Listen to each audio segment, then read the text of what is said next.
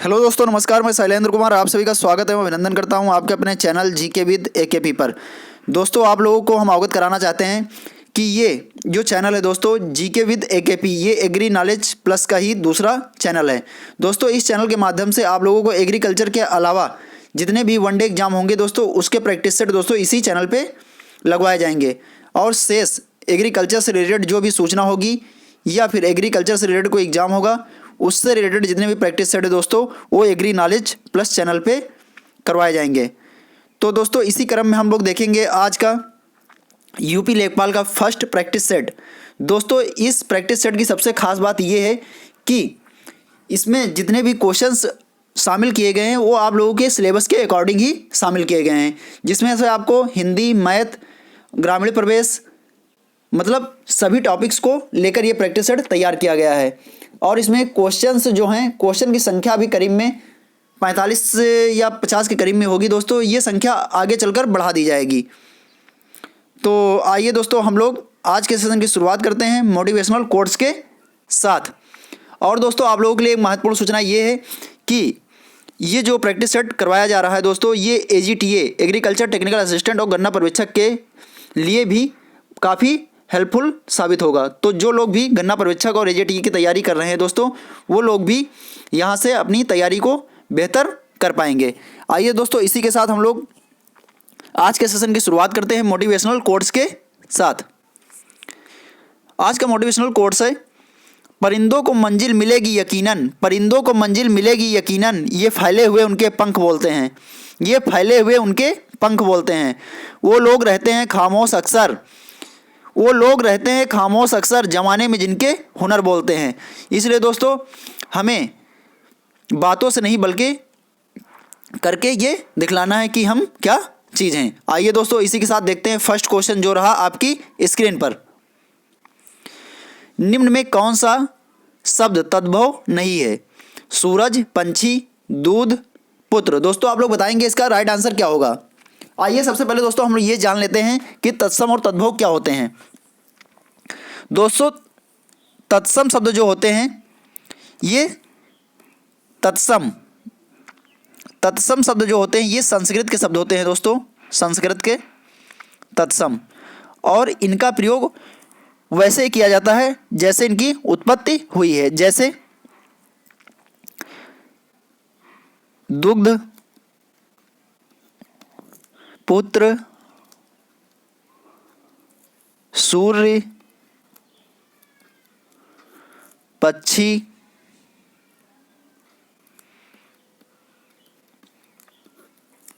इत्यादि।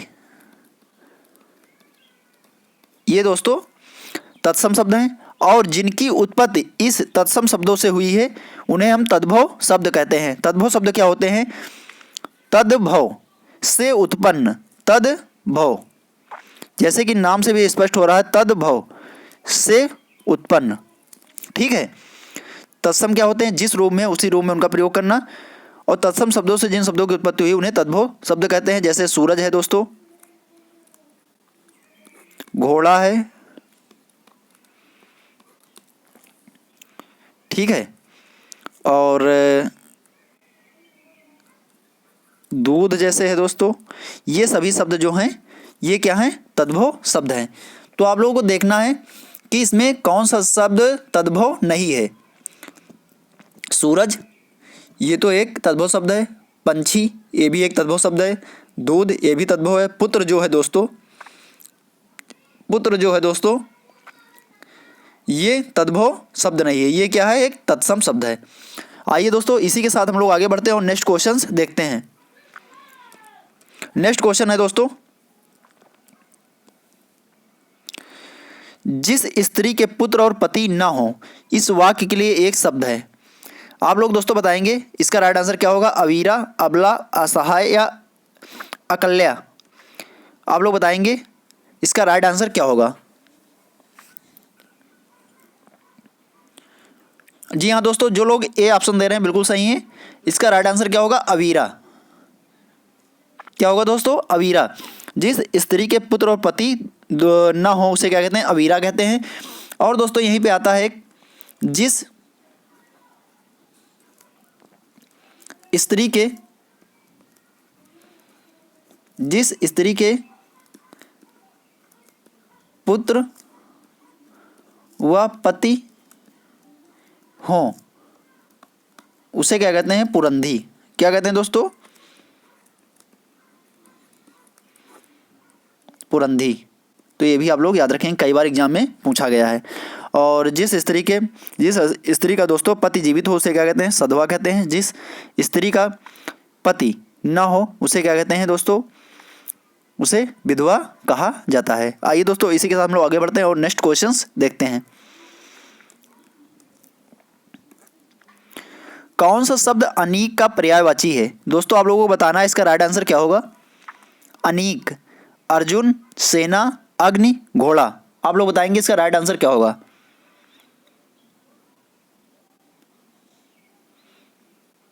जी हाँ दोस्तों, बिल्कुल सही। इसका राइट आंसर क्या होगा? सेना।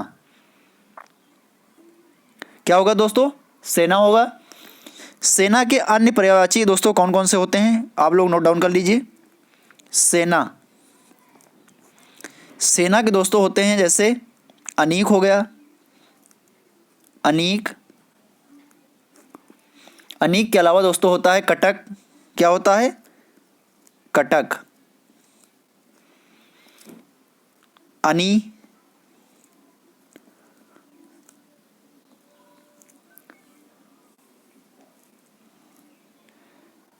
और जम्मू, दल, सैन्य, वाहिनी। ये दोस्तों जो शब्द हैं ये सेना के पर्यायवाची हैं। अब हम बात कर लेते हैं अर्जुन के पर्यायवाची के दोस्तों। तो ये भी कई बार पूछा गया एग्जाम में। अर्जुन के दोस्तों जो पर्यायवाची होते हैं ये होते हैं पार्थ, धनंजय,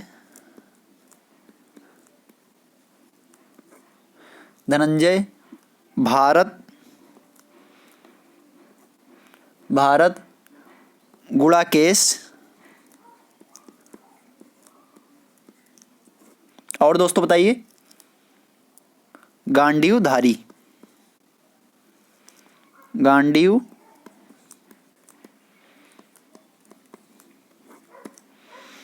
गांडीवधारी, ठीक है। और ये जो महत्वपूर्ण चीज़ें थी आप लोगों को यहाँ पे बता दी गई हैं। आइए दोस्तों आगे बढ़ते हैं और नेक्स्ट क्वेश्चन हम लोग देखते हैं।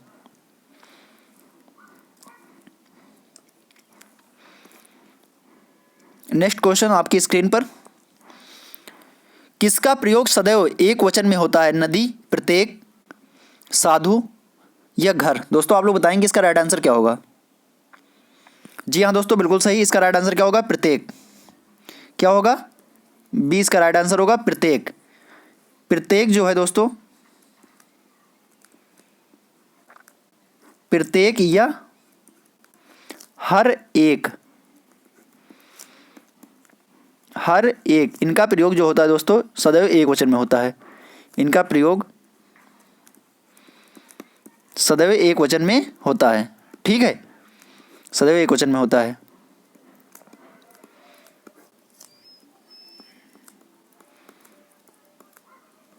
आइए आगे बढ़ते हैं और नेक्स्ट क्वेश्चन हम लोग देखते हैं।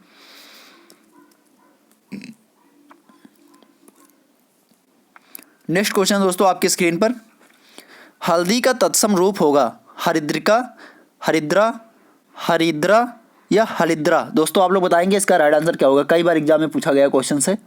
आप लोग बताएंगे इसका राइट आंसर क्या होगा। जी हाँ दोस्तों, जो लोग बी दे रहे हो बिल्कुल सही है। इसका राइट आंसर क्या होगा? हरिद्रा। राइट आंसर क्या होगा दोस्तों? हल्दी का तत्सम दोस्तों क्या होगा? हरिद्रा। तो आप लोग याद रखेंगे हरिद्रा, ठीक है, कई बार एग्जाम में पूछा गया है। आगे बढ़ते हैं और नेक्स्ट क्वेश्चन देखते हैं। इसमें लिंग बताना है दोस्तों। मनगढ़ंत, इसका लिंग बताना है। पुल्लिंग होगा, स्त्रीलिंग होगा, उभयलिंग होगा या नपुंसक लिंग होगा। दोस्तों आप लोग बताएंगे इसका राइट आंसर क्या होगा। दोस्तों यहाँ पे सी की बात करें, सी है, डी इसका तो कोई मतलब ही नहीं है, ठीक है, क्योंकि हिंदी में मुख्यतः जो पुल्लिंग होते हैं दोस्तों, पुल्लिंग और स्त्रीलिंग होते हैं। पुल्लिंग में दोस्तों क्या होते हैं, जिनसे पुरुष जात का बोध होता है, जिनसे स्त्री जात का बोध होता है, उन्हें स्त्रीलिंग कहा जाता है। तो मनगढ़ंत, यहाँ पे वाक्य प्रयोग करके दोस्तों हम लोग देखेंगे कि ये क्या होगा, मनगढ़ंत क्या होता है, ठीक है। मनगढ़ंत होता है या होती है, बताइए, मनगढ़ंत होता है या होती है। मनगढ़ंत क्या होता है, ठीक है। तो ये क्या होगा दोस्तों, पुल्लिंग होगा। राइट आंसर क्या होगा, ए। क्या होगा, ए, मनगढ़ंत होता है, ठीक है, इसलिए क्या होगा, ये पुल्लिंग। आप लोग याद रखेंगे, मनगढ़ंत जो है ये एक पुल्लिंग है, ध्यान रखेंगे, ठीक है। नेक्स्ट, जो अपने स्थान या स्थिति से अलग न किया जा सके, अच्युत, अटूट, अटल, अदे। आप लोग बताएंगे दोस्तों इसका राइट आंसर क्या होगा। जी हाँ दोस्तों, बिल्कुल सही, इसका राइट आंसर होगा ए, अच्युत। अटल नहीं होगा दोस्तों, ठीक है। अटल क्या होता है दोस्तों, अटल, अटल जो होता है दोस्तों, जो अपनी बात या जगह से न टले, जगह से ना टले, उसे कहते हैं दोस्तों अटल। जो अपने स्थान या स्थिति से अलग न किया जा सके उसे कहते हैं अच्युत। और अदे की बात करें, जो देने योग्य न हो, यानी कि जो दिया ना जा सके उसे क्या कहते हैं, अदे कहा जाता है। जो दिया ना जा सके उसे क्या कहते हैं, अदे कहा जाता है, ठीक है। आइए आगे बढ़ते हैं और नेक्स्ट क्वेश्चन हम लोग देखते हैं। नेक्स्ट क्वेश्चन आपके स्क्रीन पर, निम्नलिखित कथनों पर विचार कीजिए और सही उत्तर दीजिए।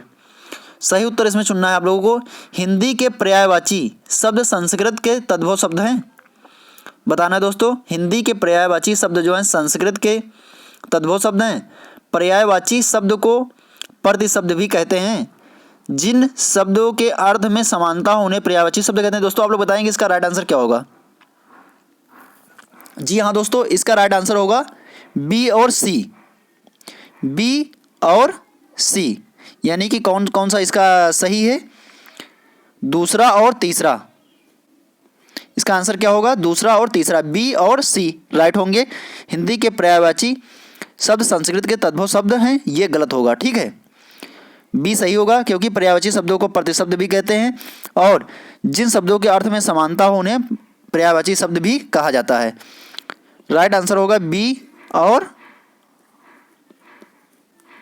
सी, ठीक है। आइए आगे बढ़ते हैं और नेक्स्ट क्वेश्चन हम लोग देखते हैं।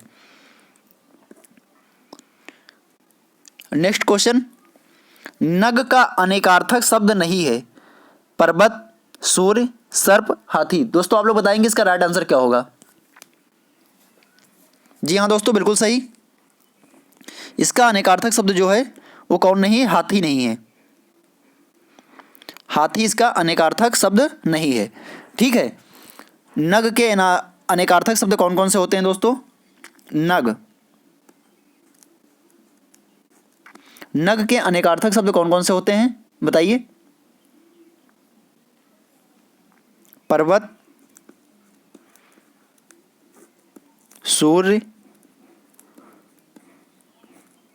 सर्प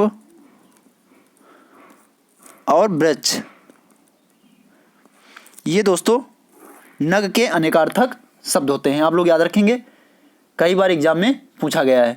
आइए दोस्तों आगे बढ़ते हैं और नेक्स्ट क्वेश्चन हम लोग देखते हैं।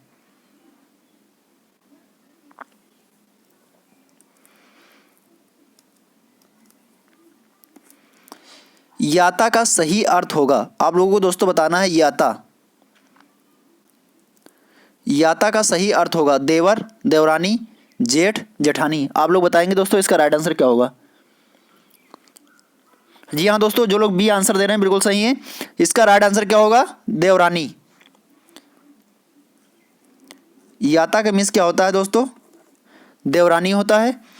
देवर को तो देवर ही कहा जाता है और जेठ जेठ का सही अर्थ क्या होता है? जेठ। इसे क्या लिखते हैं? ज्येष्ठ। और जेठानी को दोस्तों क्या लिखा जाता है? जेठानी। जेठानी को क्या लिखा जाता है बताइए? ज्येष्ठा। ज्येष्ठा।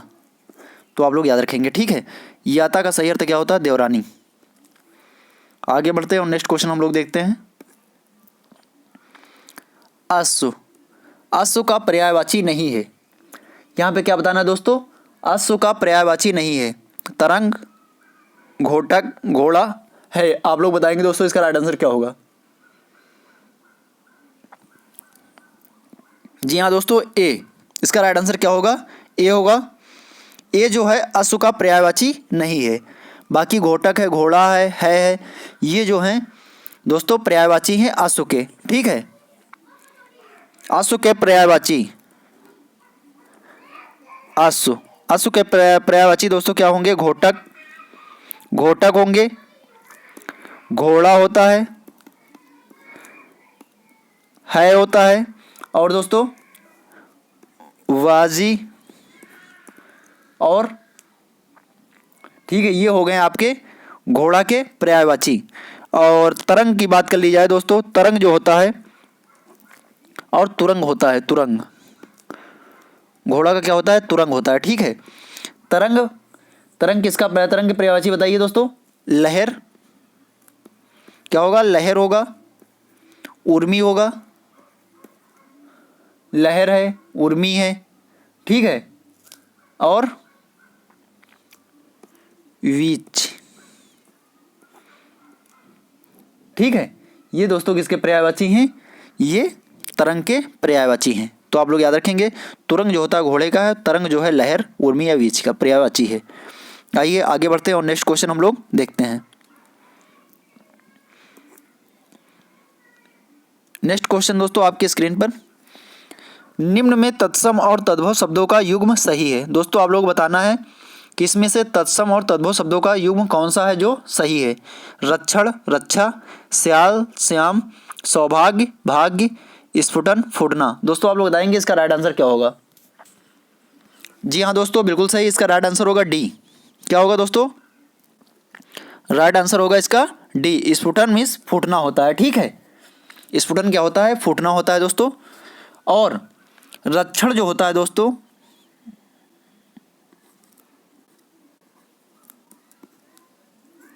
रक्षण का दोस्तों जो होता है, तद्भव शब्द क्या होता है बताइए? रखना। क्या होता है दोस्तों? रखना होता है। श्याल, श्याल का तद्भव शब्द क्या होता है दोस्तों बताइए? साला। क्या होता है? साला होता है। सौभाग्य,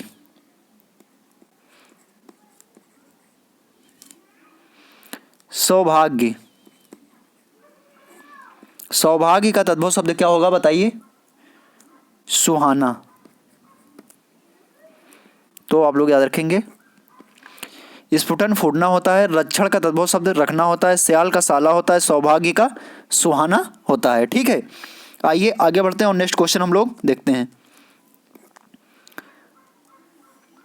अशुद्ध शब्द है इसमें से, आप लोगों को बताना है दोस्तों अशुद्ध शब्द कौन सा है? अनसुईया, संकट, संशय, ए और बी दोनों। दोस्तों आप लोग बताएंगे इसका राइट आंसर क्या होगा? जी हाँ दोस्तों, जो लोग ए और बी दोनों दे रहे हैं वो बिल्कुल गलत हैं। इसका आंसर डी नहीं होगा, ठीक है। संशय सही लिखा हुआ है, ठीक है। और अशुद्ध शब्द जो है दोस्तों इसमें अशुद्ध, अशुद्ध क्या है? संकट। शुद्ध क्या होता है दोस्तों इसका? शुद्ध कैसे लिखा जाता है? संकट, ठीक है। ये बिल्कुल सही है। अनसुईया सही लिखा हुआ है दोस्तों, ठीक है, ये भी सही लिखा हुआ है। और ये क्या है? अशुद्ध लिखा हुआ है संकट। शुद्ध क्या होगा इसका? इस तरह लिखा जाएगा संकट, ठीक है। अनसुईया और संशय दोनों सही लिखे हुए हैं। आइए आगे बढ़ते हैं और नेक्स्ट हम लोग देखते हैं।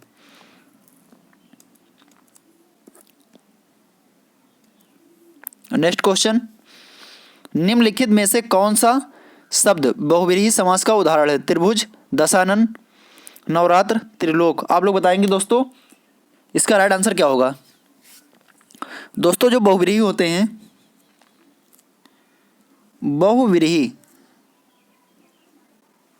शब्द जो होते हैं ये योग रूढ़ शब्द होते हैं। जितने भी योग रूढ़ शब्द हैं दोस्तों वो सभी क्या होते हैं? बहुव्रीहि, योग रूढ़ शब्द। ठीक है, जैसे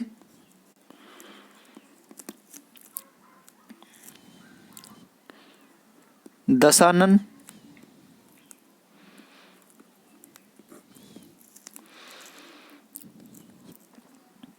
लंबोदर और इसके अलावा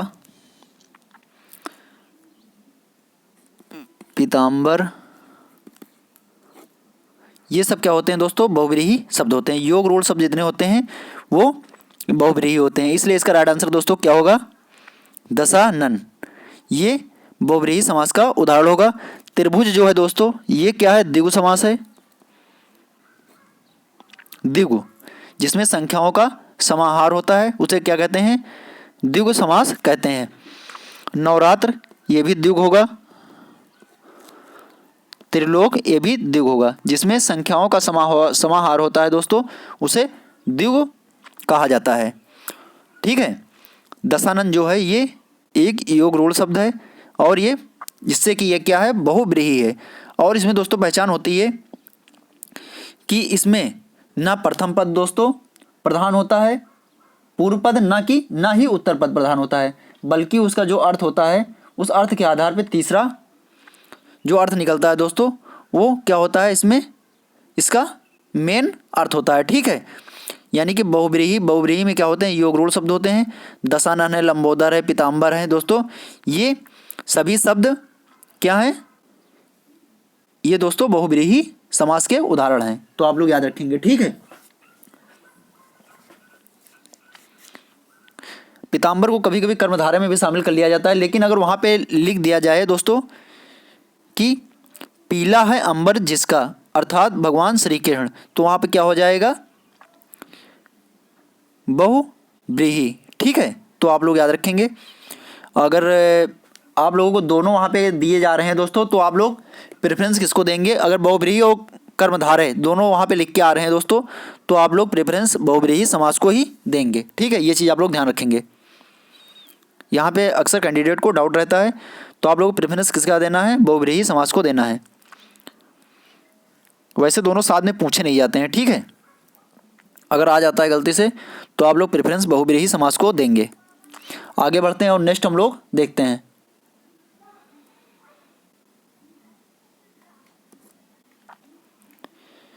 चक्रपाणि, चंद्रभाल तथा सुलोचना में क्रमशः समास है। कर्मधारय, द्वंद्व, तत्पुरुष, सभी संप्रदान तत्पुरुष हैं, सभी बहुव्रीहि हैं। तत्पुरुष, कर्मधारय, द्वंद्व। आप लोग बताएंगे दोस्तों इसका राइट आंसर क्या होगा।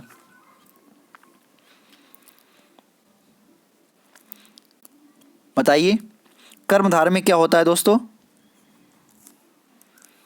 विशेषण विशेष का संबंध होता है। कर्मधारय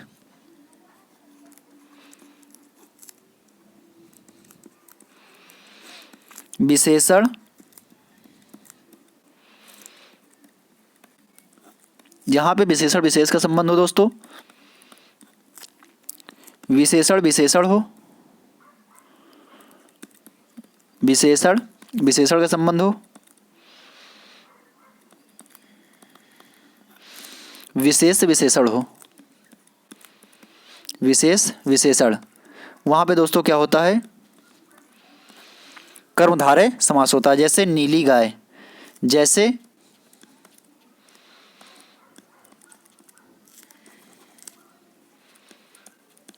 नील गाय।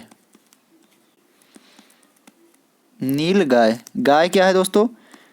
विशेष से है जिसकी विशेषता बताई जा रही है। नीली क्या है? विशेषण। विशेषण गाय क्या है? विशेष से। और नील जो है, नीली, ये क्या है दोस्तों? ये विशेषण है। तो यहाँ पे कौन सा समास होगा? कर्मधारय। ठीक है। द्वंद्व में क्या होता है दोस्तों? द्वंद्व में और शब्द का लोप होता है दोस्तों इसमें। जैसे मान लीजिए लिखा जाए, एक एग्जांपल वही रख लीजिए यहाँ पे, जैसे पानी वानी। ठीक है, पानी और वानी। ठीक है, ये इस तरह से जैसे लिखा होता है तो वहाँ पे कौन सा समास होता है? द्वंद्व समास होता है। और तत्पुरुष समास की बात कर लें तो तत्पुरुष समास में क्या होता है? इसमें परसर्ग का लोप होता है। तत्पुरुष में दोस्तों, तत्पुरुष में क्या होता है? परसर्ग का लोप होता है।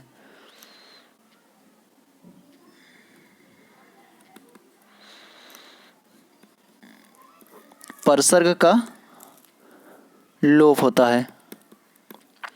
जैसे कर्ता इसमें नहीं होता है। कर्म, कर्म ने, करण से, संप्रदान को के लिए, अपादान से अलग होने में, संबंध काकी के इत्यादि जो शब्द होते हैं इनका इसमें लोप होता है। ठीक है, तो वहाँ पे कौन सा समास होता है? तत्पुरुष समास होता है। और यहाँ पे दोस्तों दिया गया है चक्र, पाणि, चंद्रभाल, सुलोचना। अभी मैंने दोस्तों आप लोगों को बताया था कि जितने भी योग रूढ़ शब्द दोस्तों होते हैं, योग रूढ़ वो सभी शब्द किस में आते हैं? वो सभी बहुव्रीहि समास के अंतर्गत रखे गए हैं। जैसे चक्रपाणि किसको कहते हैं? भगवान विष्णु को कहा जाता है। चंद्रभाल किसे कहा जाता है? बताइए। भगवान शिव को चंद्रभाल कहा जाता है। सुलोचना, सुलोचना किसे कहा गया दोस्तों? लक्ष्मण जी की पत्नी को सुलोचना कहा गया है। ठीक है दोस्तों, तो आइए इसी के साथ में हम दोस्तों आगे बढ़ते हैं और नेक्स्ट क्वेश्चन देखते हैं। तो यहाँ पे क्या होगा? चक्रपाण, चंद्रभाल, सुलोचना ये सभी किसके उदाहरण हैं? ये बहुव्रीहि समास के उदाहरण हैं, आप लोग ध्यान रखेंगे।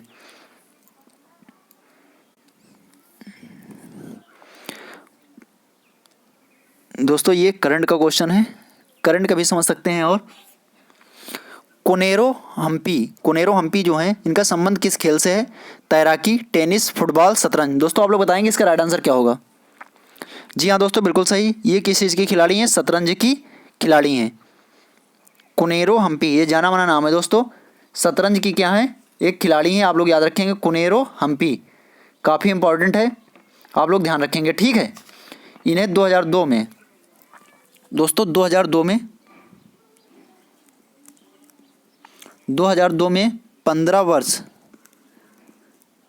वर्ष की उम्र में ये ग्रैंड मास्टर बनी थी दोस्तों। Grand master. ठीक है, ये शतरंज का एक खिताब होता है दोस्तों ग्रैंड मास्टर का। 2002 में ये 15 वर्ष की आयु में ही दोस्तों सबसे कम उम्र की महिला थी जो ग्रैंड मास्टर बनी थी, तो आप लोग याद रखेंगे। और 2003 में दोस्तों इन्हें कौन सा पुरस्कार मिला था बताइए? 2003 में इन्हें दोस्तों अर्जुन पुरस्कार भी मिल चुका है, अर्जुन। और 2007 में दोस्तों पद्मश्री पुरस्कार से भी ये सम्मानित हो चुकी हैं।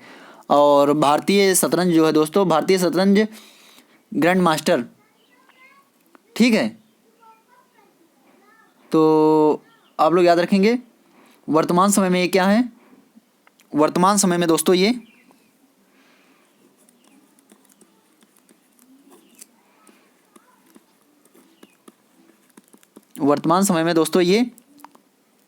विश्व रैपिड शतरंज चैंपियन है। विश्व रैपिड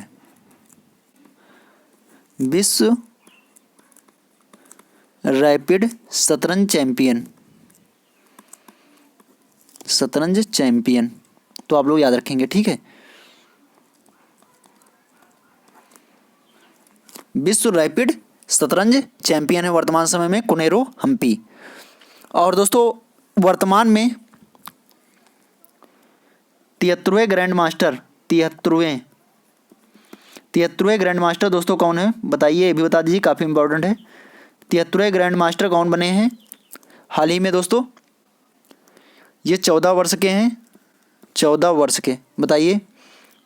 भरत सुब्रमण्यम, भरत सुब्रमण्यम।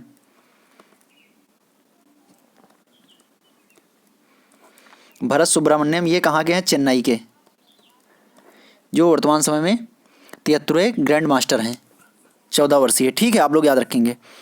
आइए आगे बढ़ते हैं और नेक्स्ट क्वेश्चन हम लोग देखते हैं।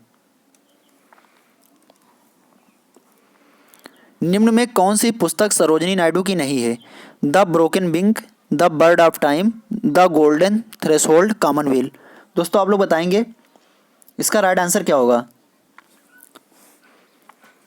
जी हाँ दोस्तों, बिल्कुल सही, इसका राइट आंसर होगा कॉमनवेल्थ। कॉमनवेल्थ जो है दोस्तों ये किसकी पत्रिका है? कॉमनवेल्थ जो है दोस्तों ये किसकी पत्रिका है बताइए? Annie Besant, Annie Besant. दोस्तों ये 2017 कांग्रेस अधिवेशन, 2017 के कांग्रेस अधिवेशन की अध्यक्षता करने वाली प्रथम विदेशी महिला हैं। ये भी आप लोग याद रखें, कई बार एग्जाम में पूछा गया है। 2017 का कोलकाता जो अधिवेशन हुआ था कांग्रेस का दोस्तों, उसकी अध्यक्षता करने वाली प्रथम विदेशी महिला हैं। और बाकी द ब्रोकन है, broken wing, the bird of time, the golden threshold, ये सभी किसकी हैं? ये सरोजिनी नायडू, सरोजिनी नायडू दोस्तों। इनका आज 13 फरवरी को दोस्तों इनका बर्थडे भी होता है, 13 फरवरी। और इसी दिन राष्ट्रीय महिला दिवस भी मनाया जाता है, राष्ट्रीय, इन्हीं के बर्थडे पर राष्ट्रीय महिला दिवस। और 13 फरवरी को ही दोस्तों विश्व रेडियो दिवस भी मनाया जाता है, विश्व रेडियो दिवस। ये भी आप लोग ध्यान रखेंगे, 13 फरवरी। ठीक है, 13 फरवरी को राष्ट्रीय महिला दिवस, 13 फरवरी को विश्व रेडियो दिवस मनाया जाता है। सरोजिनी नायडू जो थी दोस्तों, ये 1925 के कांग्रेस अधिवेशन कानपुर में अध्यक्षता करने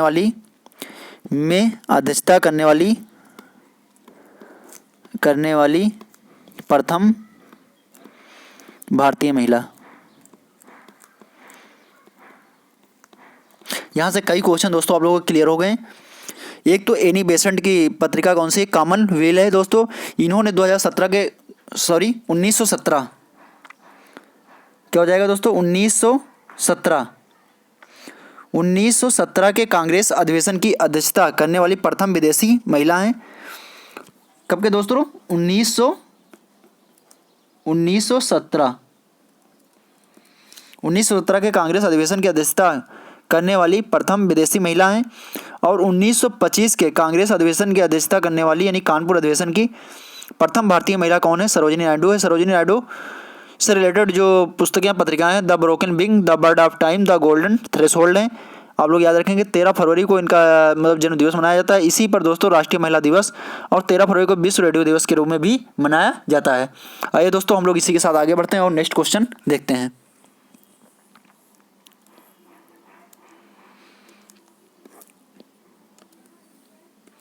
निम्न में से किसे पद्म विभूषण से पुरस्कार से, जो पद्म विभूषण पुरस्कार दोस्तों 2022 में दिए गए हैं, इसमें किसे इससे सम्मानित नहीं किया गया? जनरल बिपिन रावत, राधेश्याम खेमका, प्रभा अत्रे, सत्य नडेला। दोस्तों आप लोग बताएंगे इसका राइट आंसर क्या होगा? 4 लोगों को दिया गया है दोस्तों पद्म विभूषण।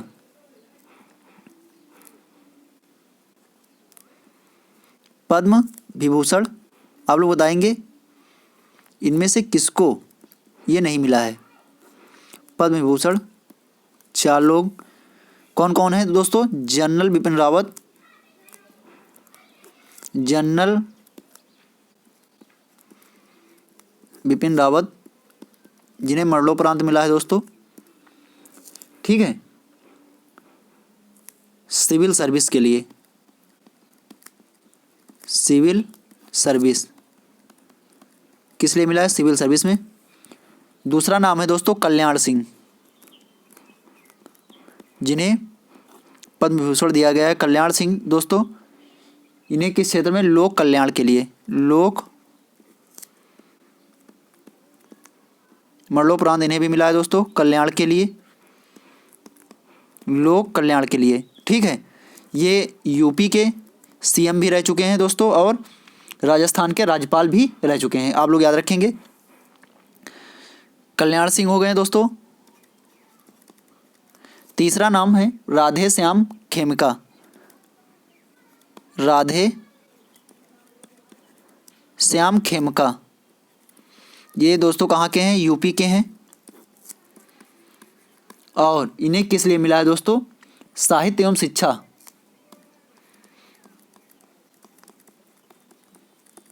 साहित्य एवं शिक्षा के क्षेत्र में। तीसरा नाम आता है दोस्तों प्रभा अत्रे, प्रभा अत्रे। ये कहाँ की हैं दोस्तों? महाराष्ट्र की हैं। कहाँ की हैं? महाराष्ट्र की। किस क्षेत्र में मिला है दोस्तों इन्हें? कला के क्षेत्र में, कला के क्षेत्र में, जो कि शास्त्रीय संगीत में एक अपना जो महत्वपूर्ण भूमिका इन्होंने निभाई है संगीत के क्षेत्र में, ठीक है दोस्तों। तो आप लोग याद रखेंगे 4 नाम कौन कौन से हैं? जनरल बिपिन रावत, कल्याण सिंह, राधे श्याम खेमका और प्रभा अत्रे। इन 4 लोगों को पद्म विभूषण पुरस्कार दिया गया है। सत्या नडेला को दोस्तों पद्म भूषण कौन सा पुरस्कार मिला है? पद्म भूषण, सत्या नडेला। और ये सीईओ हैं किसके हैं दोस्तों? माइक्रोसॉफ्ट के, माइक्रोसॉफ्ट,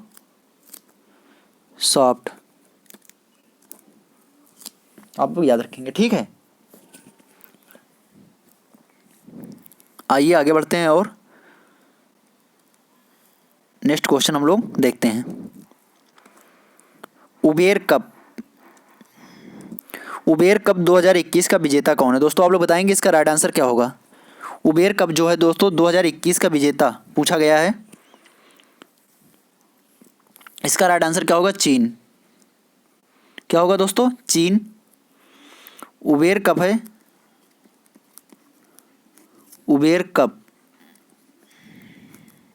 विजेता जो हो जाएगा इसका चीन हो जाएगा। और इंडोनेशिया दोस्तों किसका विजेता था बताइए? थॉमस कप, थॉमस कप का विजेता जो है दोस्तों कौन है? इंडोनेशिया। थॉमस कप का विजेता है इंडोनेशिया। और बताइए T20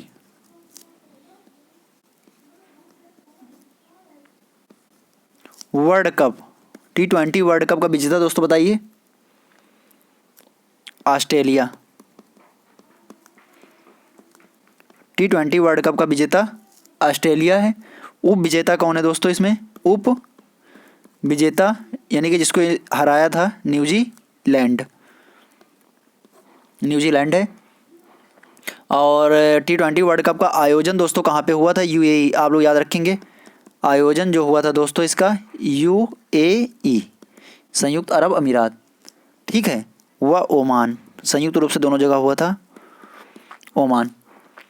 और अब बात कर लेते हैं रूस। रूस जो दोस्तों था ये किसका विजेता है अभी हाल ही में? डेविस कप, डेविस कप का विजेता जो है दोस्तों ये रूस है। उप विजेता दोस्तों इसमें क्रोएशिया। 15 सालों के बाद ये खिताब रूस ने जीता है, क्रोएशिया, ठीक है। तो आप लोग ध्यान रखेंगे, यानी कि डेविस कप जो था दोस्तों क्रोएशिया ने रूस को हराकर जीता था। रूस ने क्रोएशिया को हराकर दोस्तों डेविस कप जीता है? आप लोग याद रखेंगे 15 वर्ष बाद, 15 वर्ष बाद ये खिताब रूस के पास गया है। आप लोग याद रखेंगे, काफ़ी इंपॉर्टेंट है। आगे बढ़ते हैं और नेक्स्ट क्वेश्चन हम लोग देखते हैं। सार्क के वर्तमान महासचिव कौन है? फातिमा धियाना सईद, वीरा कानू, ओकोंजी इवेला, कमला हैरिस। दोस्तों आप लोग बताएंगे इसका राइट आंसर क्या होगा? जी हाँ दोस्तों, सार्क की बात कर लेते हैं। सार्क, इसका पूरा नाम दोस्तों बताइए क्या है?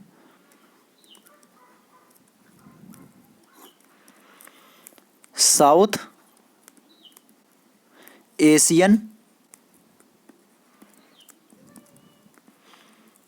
Association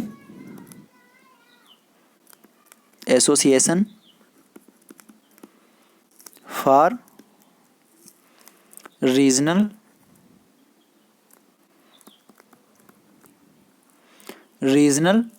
cooperations.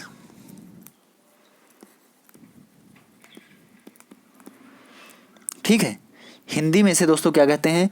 दक्षिण एशियाई क्षेत्रीय सहयोग संगठन। हिंदी में क्या कहते हैं? दक्षिण एशियाई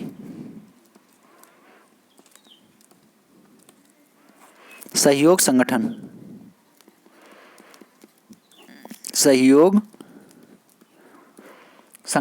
ठीक है, इसका मुख्यालय दोस्तों कहाँ पे है बताइए?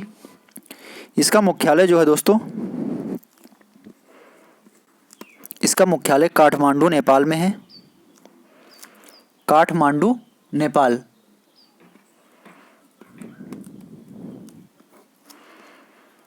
और स्थापना जो होती है दोस्तों इसकी कहाँ पे होती है? स्थापना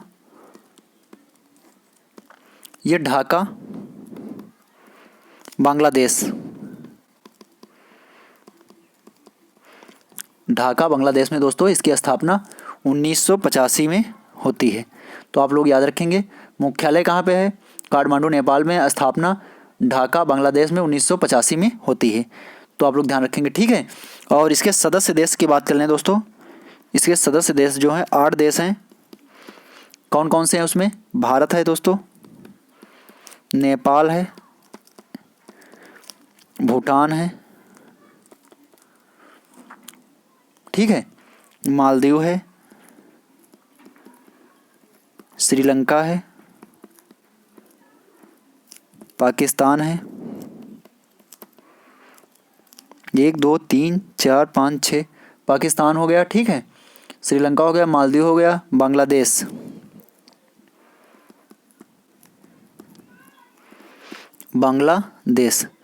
और 8वां मेंबर जो था दोस्तों अफगानिस्तान है। यानी कि नया मेंबर जो था इसमें शामिल हुआ है अफगानिस्तान 8वां मेंबर। तो आप लोग याद रखेंगे। ठीक है, और इसके जो वर्तमान में महासचिव हैं वो कौन है? वीरा कानू। कौन है दोस्तों? वर्तमान महासचिव जो है कौन है? वीरा कानू। वर्तमान महासचिव कौन है दोस्तों? वीरा कानू है। तो आप लोग याद रखेंगे। और इसकी प्रथम महिला जो महासचिव थी दोस्तों वो कौन थी? प्रथम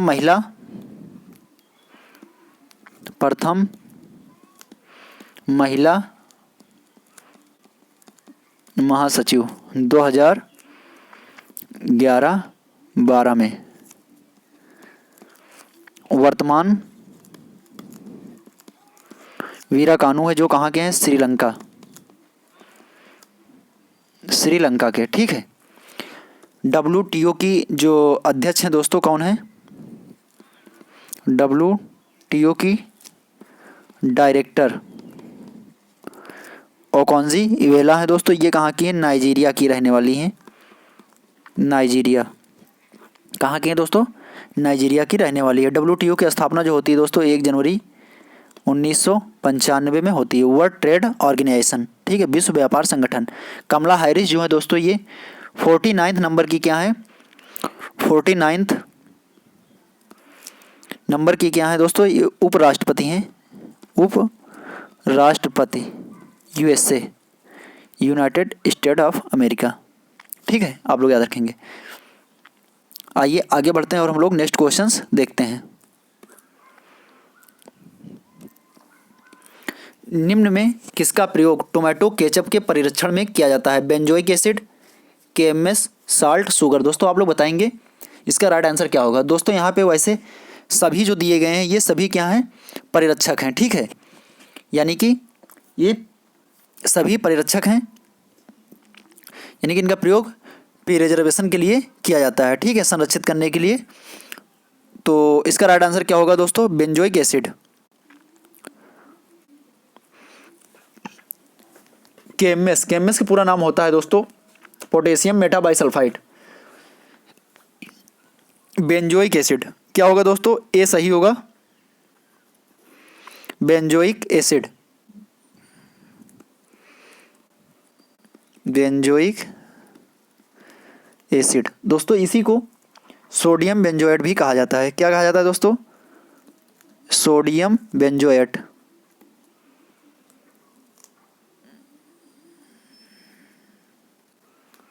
सोडियम बेंजोएट इसी को कहा जाता है। इसका प्रयोग जो होता है दोस्तों टोमेटो केचप के परीक्षण में किया जाता है। इसके अलावा दोस्तों जो रंगीन पेय पदार्थ होते हैं, रंगीन पेय पदार्थ, उसमें भी इसका प्रयोग किया जाता है। फ्रूट जूस जो होते हैं दोस्तों, फलों के जूस, इनके भी परीक्षण में इसका प्रयोग किया जाता है। जो सॉस आता है, सॉस के संरक्षण में भी इसका प्रयोग किया जाता है। केएमएस का प्रयोग जो होता है दोस्तों नींबू, लेमन वर्गीय फसलों, लेमन वर्गीय जो फल होते हैं दोस्तों, लेमन वर्गीय फलों के जूस में potassium metabisulphide, potassium metabisulphide, metabisulphide, sulphide का प्रयोग किया जाता है, ठीक है। इसी को केएमएस कहते हैं, आप लोग याद रखेंगे, ठीक है।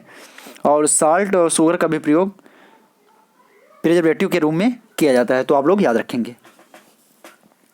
आइए आगे बढ़ते हैं और नेक्स्ट क्वेश्चन हम लोग देखते हैं।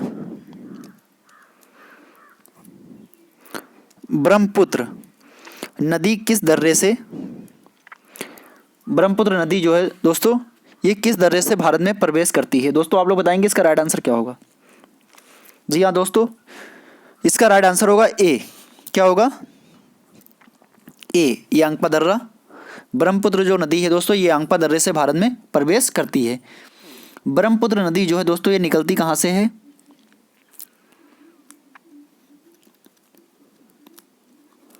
ब्रह्मपुत्र नदी जो है ये मानसरोवर के पास से, मानसरोवर के पास से चेमायुंगडुंग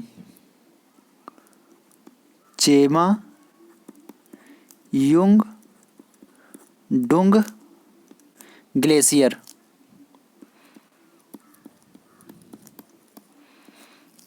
से निकलती है,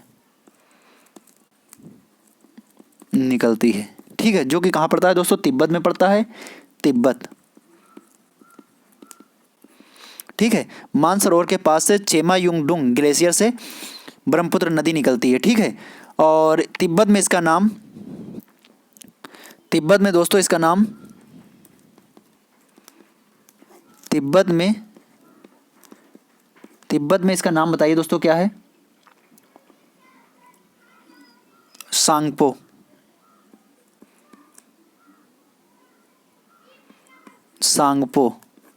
तिब्बत में सांगपो। अरुणाचल प्रदेश में दोस्तों इसे, अरुणाचल प्रदेश में इसे क्या कहते हैं? दिहांग। क्या कहते हैं? दिहांग, ठीक है। दिहांग या सियांग के नाम से भी इसे जाना जाता है। असम में दोस्तों इसी को ब्रह्मपुत्र ब्रह्मपुत्र, ठीक है, ब्रह्मपुत्र कहा जाता है। और बताइए दोस्तों, बांग्लादेश में इसे किस नाम से जाना जाता है, बताइए। बांग्लादेश में दोस्तों इसे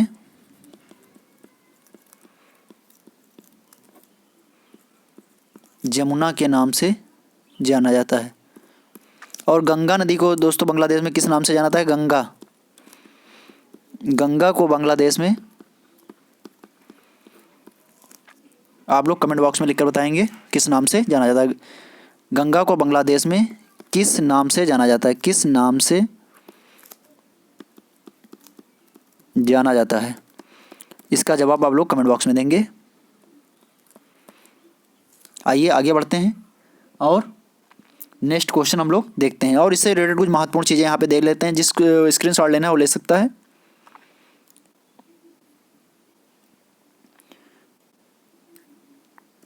जी हाँ, और देखते हैं कुछ महत्वपूर्ण चीज़ें। जो मानसरोवर झील है दोस्तों, मानसरोवर के पास से निकलने वाली प्रमुख नदियाँ कौन कौन सी हैं दोस्तों? पहले तो ब्रह्मपुत्र हो गई, सिंधु हो गई, सतलज, ठीक है। सिंधु नदी जो है ये किस दर्रे से निकलती है? ये तो यांगपा हो गया दोस्तों, यांगपा दर्रे से भारत में प्रवेश करती है। सिंधु नदी किस दर्रे से भारत में प्रवेश करती है, बताइए। सिंधु नदी जो है ये भारत में किस दर्रे से प्रवेश करती है?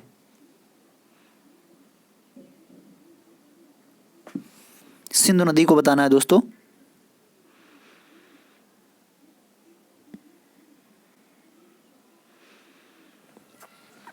ये रोहतांग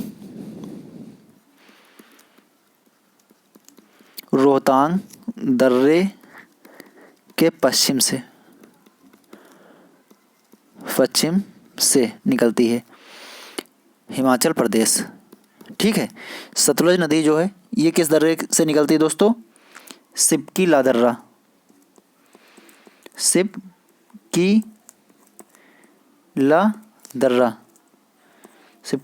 दर्रे से भारत में प्रवेश करती है, जो कि कहाँ है? भारत में प्रवेश करती है। ये भी कहाँ है दोस्तों? हिमाचल प्रदेश में है। दीफू दर्रा अरुणाचल प्रदेश में है। नाथुला दर्रा कहाँ पे है दोस्तों? ये सिक्किम में है, ठीक है। आइए आगे बढ़ते हैं और नेक्स्ट क्वेश्चन हम लोग देखते हैं।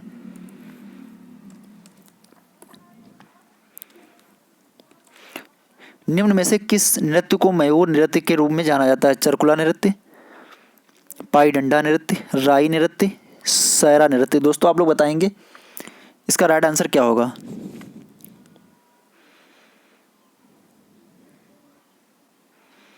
जी हाँ दोस्तों, बिल्कुल सही। इसका राइट आंसर होगा राई नृत्य। राइट आंसर क्या होगा? राई नृत्य को ही मयूर नृत्य के नाम से मयूर नृत्य बुंदेलखंड कहाँ पे होता है दोस्तों? बुंदेलखंड में महिलाओं द्वारा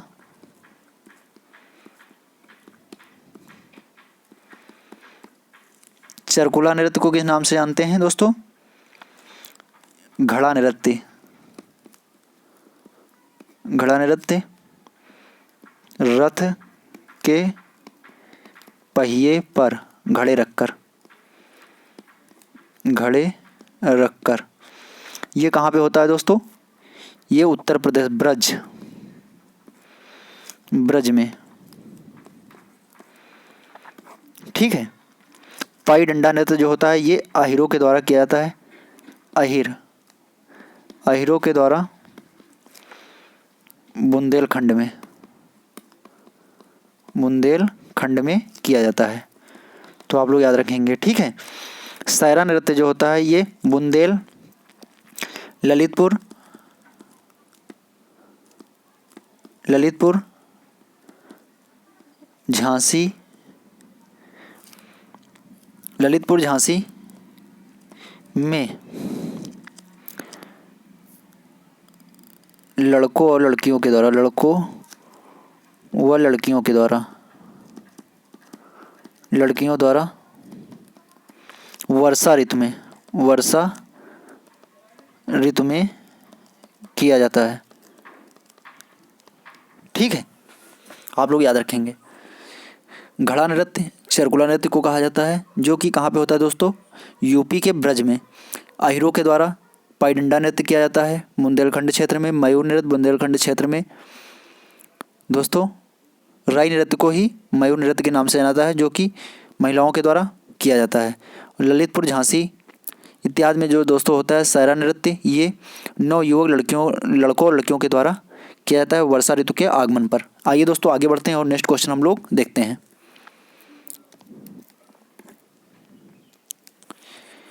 निम्न में वह कौन सा मुख्यमंत्री है जिन्होंने उत्तर प्रदेश के अलावा उत्तराखंड के मुख्यमंत्री पद को भी सुशोभित किया है?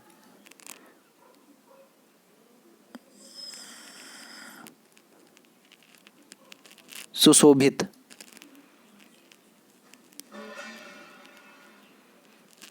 क्या होगा दोस्तों? सुशोभित।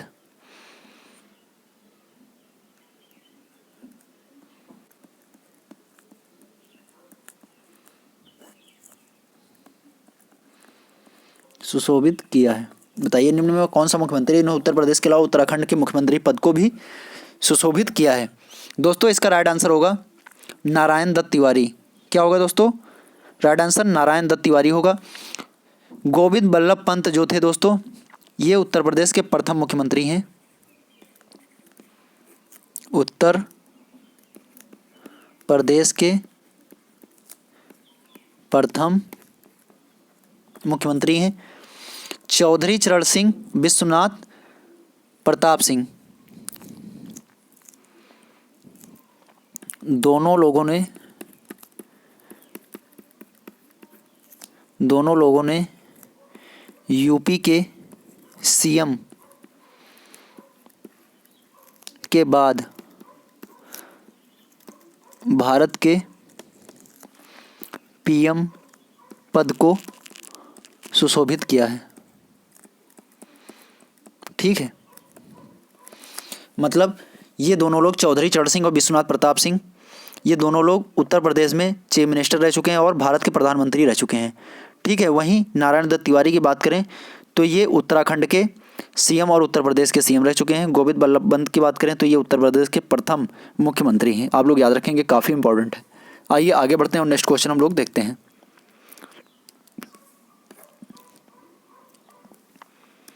उत्तर प्रदेश में चकबंदी कब से प्रारंभ हुई? 1954, 1958, 1964, 1968। दोस्तों आप लोग बताएंगे इसका राइट आंसर क्या होगा? जी हाँ दोस्तों, बिल्कुल सही, इसका राइट आंसर होगा 1954। 1954 में दोस्तों ये कहाँ से प्रारंभ होती है?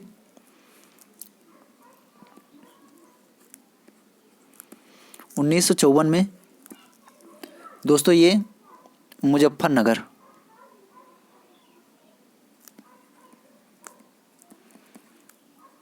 मुजफ्फरनगर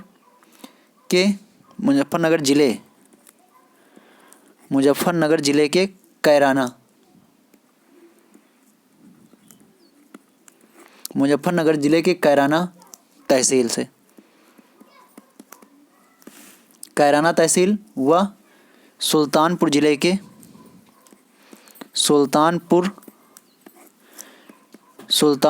के मुसाफिर खाना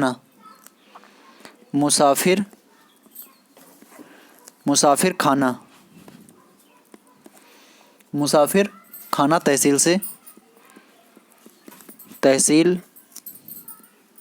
से चकबंदी आरंभ होती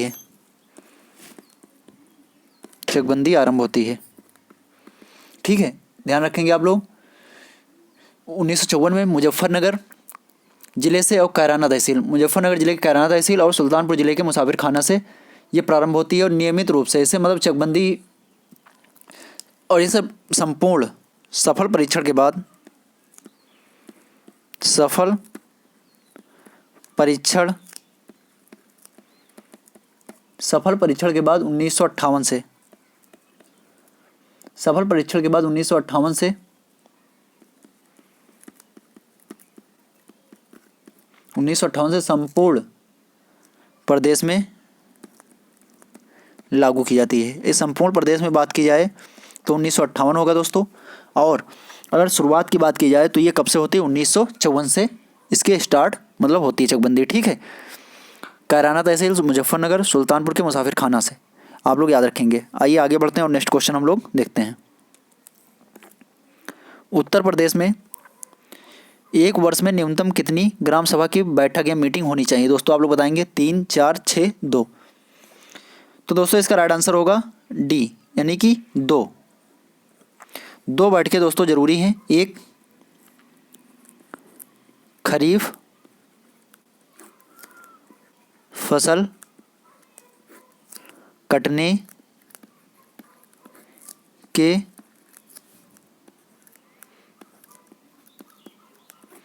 तुरंत बाद, ठीक है। दूसरी रबी की फसल कटने के तुरंत बाद, यानी कि कितनी बैठकें जरूरी हैं ग्राम सभा की वर्ष में? दोस्तों न्यूनतम 2 बैठकें जरूरी हैं। आइए आगे बढ़ते हैं और नेक्स्ट क्वेश्चन हम लोग देखते हैं। जमाबंदी से क्या तात्पर्य है? भू अधिकारों के प्रलेख, पटवारी के नक्शे की कपड़े की कॉपी, कृषि प्रलेख, मैपिंग सीट। दोस्तों आप लोग बताएंगे इसका राइट आंसर क्या होगा? जी हाँ दोस्तों, बिल्कुल सही। इसका राइट आंसर होगा भू अधिकारी के प्रलेख।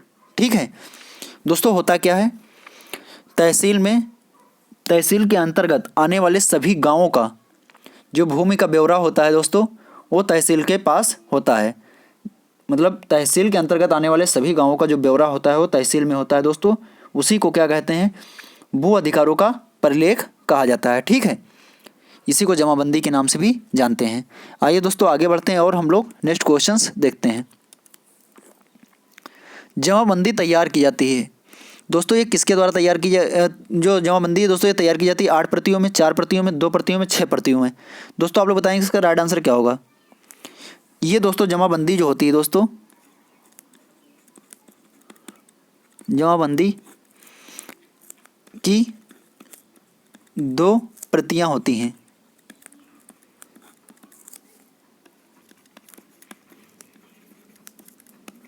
एक तो होती है दोस्तों पटवारी या लेखपाल के पास, पटवारी या लेखपाल के पास, और दूसरी जो होती है दोस्तों, दूसरी सरकार के पास,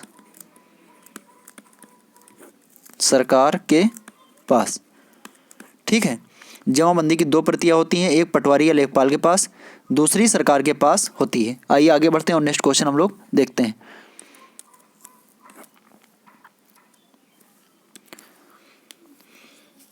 उत्तर प्रदेश में कृषि विभाग की स्थापना कब हुई थी? 1875, 1975, 1919, 1920। दोस्तों आप लोग बताएंगे इसका राइट आंसर क्या होगा? कृषि विभाग की स्थापना की बात की गई है दोस्तों इसकी स्थापना जो होती है कृषि विभाग की, ये 1875 में होती है। और भारत सरकार अधिनियम दोस्तों, भारत सरकार अधिनियम 1919 के द्वारा अलग से कृषि विभाग की स्थापना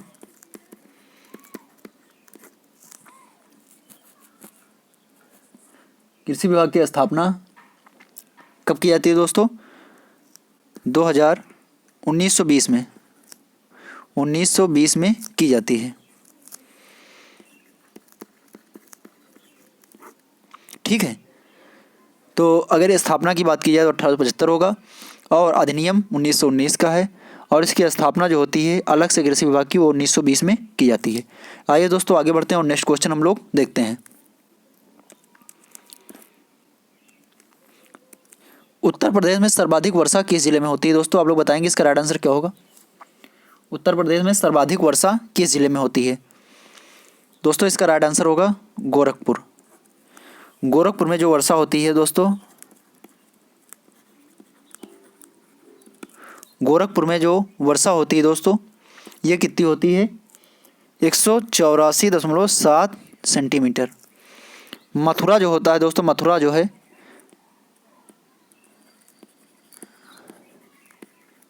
मथुरा में कितनी होती है दोस्तों वार्षिक वर्षा? 54.4 सेंटीमीटर। यानी कि अधिकतम वर्षा उत्तर प्रदेश में के किस जिले में होती है दोस्तों? गोरखपुर। और न्यूनतम वर्षा कहाँ होती है? मथुरा में होती है, जो 54.4 सेंटीमीटर होती है। तो आप लोग याद रखेंगे, ये भी कई बार एग्जाम में पूछा जा चुका है। आगे बढ़ते हैं और नेक्स्ट क्वेश्चन हम लोग देखते हैं। यहाँ से दोस्तों मैथ के क्वेश्चन स्टार्ट हो रहे हैं। 3 संख्याओं का योगफल जो है दोस्तों कितना है?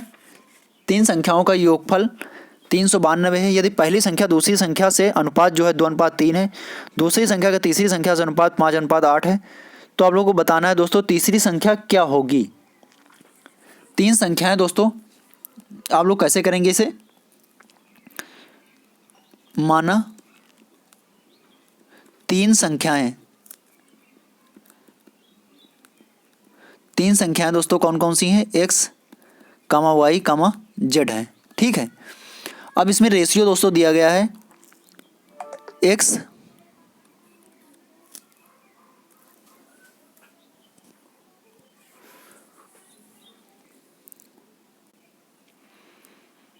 y z। x और y में दोस्तों अनुपात कितना है? ये अनुपात दिया गया है 2:3 का। y z में अनुपात दोस्तों क्या दिया गया? दूसरी और तीसरी में 5:8 का। अब दोस्तों इसे हम कैसे बैलेंस करते हैं? जो यहाँ पे वैल्यू होती है वही यहाँ पे रख दी जाती है, जो यहाँ पे होती है दोस्तों वही वैल्यू यहाँ पे रख दी जाती है। अब इसे मल्टीप्लाई कर लेंगे। 8 3 24, 5 3 15, 5 दूनी 10। अब दोस्तों हमें क्या करते हैं, इन 3 संख्याएं ज्ञात हो गई 10 15 24, इनका योग दोस्तों कितना दिया गया है अकॉर्डिंग टू क्वेश्चन? 392। ठीक है, तो तीसरी संख्या दोस्तों क्या होगी? तीसरी संख्या ये कैसे ज्ञात करेंगे दोस्तों? 392 बटे में कितना हो जाएगा दोस्तों? इसे जब हम जोड़ेंगे दोस्तों कितना आएगा? ये 5 4 9, 2 1 3 1 4 49। और संख्या कौन सी फाइंड करनी है? तीसरी, यानी कि यहाँ पे 24 से मल्टीप्लाई कर देंगे। 49 से जब इसे हम डिवाइड करेंगे तो 7 7 49, 7 25 35, 7 6 42, 7 8 56, यानी कि 8 4 32, 8 दूनी 16 3 19, 192। जो संख्या आएगी दोस्तों कौन सी आएगी? 192। तीसरी संख्या हो जाएगी दोस्तों 192। अगर दूसरी संख्या निकालनी होती दोस्तों तो कितनी हो जाती? 15 छक्का 90, 15 7 100, 15 8 120। दूसरी संख्या क्या हो जाएगी? दूसरी संख्या हो जाएगी 15 × 8, यानी कि 120। इसी तरह पहली संख्या दोस्तों, पहली संख्या कितनी हो जाती? 10 × 8, यानी कि 80। ठीक है, तीनों को जोड़ेंगे, देख लीजिए जोड़ने के बाद कितना आ रहा है? 392 आ रहा है। आइए आगे बढ़ते हैं और नेक्स्ट क्वेश्चन हम लोग देखते हैं। दोस्तों यहाँ पे दिया गया है अंडर रूट 0.000441 का मान आपको निकालना है। दोस्तों ये कैसे किया जाता है आइए देखते हैं। यहाँ पे 441 जो होता है दोस्तों ये किसका वर्गमूल होता है दोस्तों? 21 का। किसका होता है? 21 का। तो यहाँ पे हम 21 लिख लेंगे। ठीक है, उसके बाद देखते हैं यहाँ पे दोस्तों ये द्विघात की कर ली है। कितने घात की है? द्विघात की कर ली है। और दशमलव कितने के बाद लगा है? 1 2 3 4 5 6। तो यहाँ पे दोस्तों 6 लिख लेंगे। कितने घात की कर ली है? 2 घात की कर ली है, तो 1/2। करली का मतलब यही तो होता है दोस्तों, 3 की होती तो 1/3 हो जाता है, 4 घात की तो 1/4, तो 2 तिहाई 6, यानी कि कितना आया 3। दशमलव कितने अंक के बाद लगेगा दोस्तों, 3 अंक के बाद लगेगा, 1 2 3, तो राइट आंसर हो जाएगा 0.21, यानी कि फर्स्ट सही होगा। ठीक है, ए इसका राइट आंसर होगा। समझ गए दोस्तों, 21 का ये वर्गमूल हो गया, 21 एक 441, कितने के बाद लगा है, 6 के बाद लगा, 6 लिख लेंगे, जितने घात की कर ली उससे मल्टीप्लाई कर देंगे, काटने के बाद देखेंगे कितने अंक आ रहे हैं, 3, 3 के बाद यहाँ पे पॉइंट लग जाएगा। ठीक है, 0.021। आइए आगे बढ़ते हैं और नेक्स्ट क्वेश्चन हम लोग देखते हैं। यदि m एक सम संख्या है तो m² - 1 गुणनफल है दो क्रमिक विषम संख्याओं का, पूर्ण वर्ग संख्याओं का, पूर्ण संख्याओं का, सम संख्याओं का। दोस्तों आइए यहाँ पे समझते हैं क्या है ये। m एक संख्या कोई दी गई है और m² - 1 गुणनफल दोस्तों m² - 1, इसे क्या लिख सकते हैं, m - 1 m + 1, क्योंकि दोस्तों a² - b² का मान होता है a + b और a - b, तो इसी से हमने इसे तोड़ लिया है।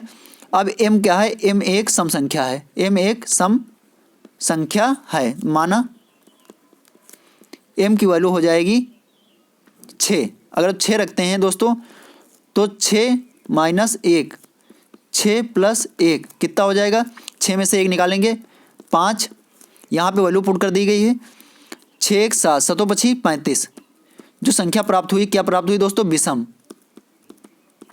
विषम संख्या प्राप्त हुई हमें। तो इसका राइट आंसर क्या हो जाएगा,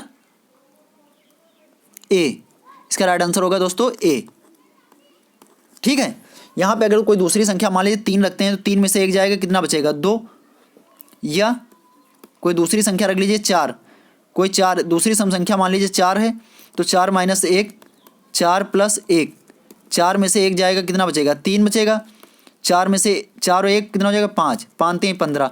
यदि कोई सम संख्या रखते हैं दोस्तों, दो क्रमागत संख्या में प्राप्त होंगी विषम संख्याएं, और उनका अगर गुणनफल हम करते हैं तो भी विषम संख्या प्राप्त होगी, इसलिए इसका राइट आंसर क्या होगा, ए होगा, विषम संख्या। आइए आगे बढ़ते हैं और नेक्स्ट क्वेश्चन हम लोग देखते हैं।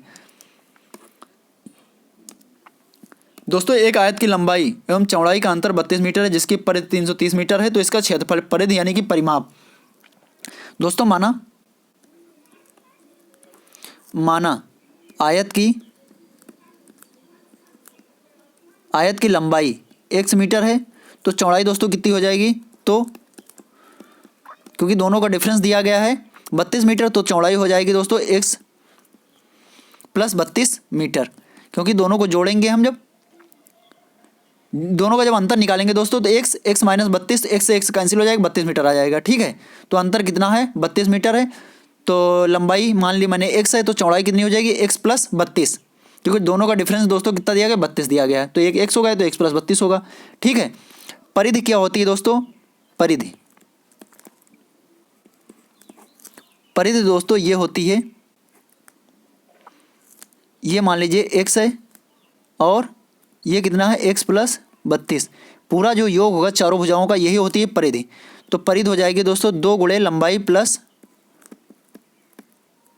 चौड़ाई।